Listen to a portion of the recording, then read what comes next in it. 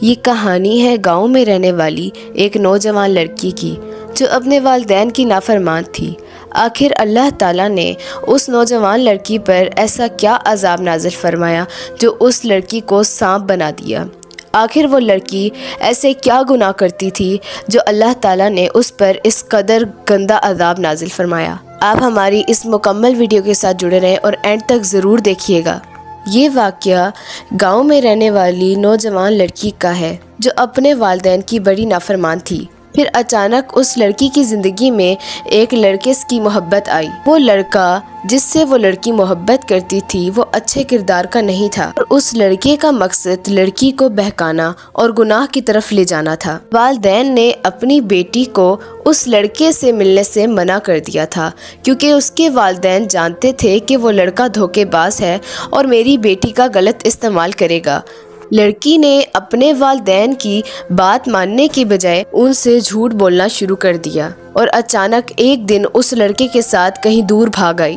جب وہ لڑکی اور لڑکا کسی دور دراز علاقے میں جا کر پہنچے تو ان کے ساتھ عجیب و غریب واقعہ ہونے لگا۔ لڑکی کی حالت خراب ہونے لگی اور وہ شدت خوف محسوس کرنے لگی۔ کچھ دنوں بعد پھر آخر وہ لڑکی زمین پر گر پڑی اور اس کا جسم سانپ میں تبدیل ہونے لگا۔ اس واقعے کو دیکھ کر وہ لڑکا جو اس لڑکی کو لے کر آیا تھا وہ اس کی یہ حالت دیکھ کر خوف زدہ ہو گیا اور اس کو اس حالت میں چھوڑ کر دور بھاگ آیا۔ پھر کچھ ہی دنوں بعد ماں کے خواب میں اس کی بیٹی روتی ہوئی آئی جو گڑ گڑا کر رو رہی تھی۔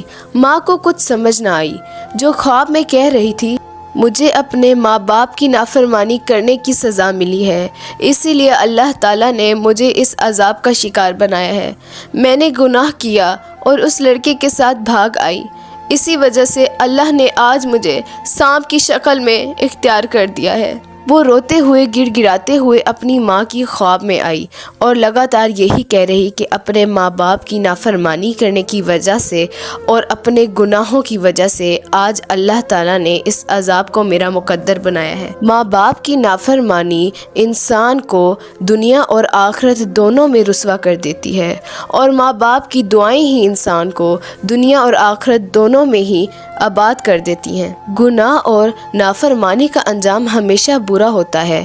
اللہ تعالیٰ نے ہمیں گناہوں سے بچنے کی توفیق دی اور ہمیں فرمایا کہ ہم ان گناہوں سے بچیں اور ہم اللہ کے نافرمان ہیں جو گناہ کرتے ہیں۔ اللہ ہمیں یہ توفیق دے کہ ہم ان گناہوں سے پاک رہیں۔ کس طرح اللہ نے اس لڑکی کو اس عذاب میں مبتلا کر دیا۔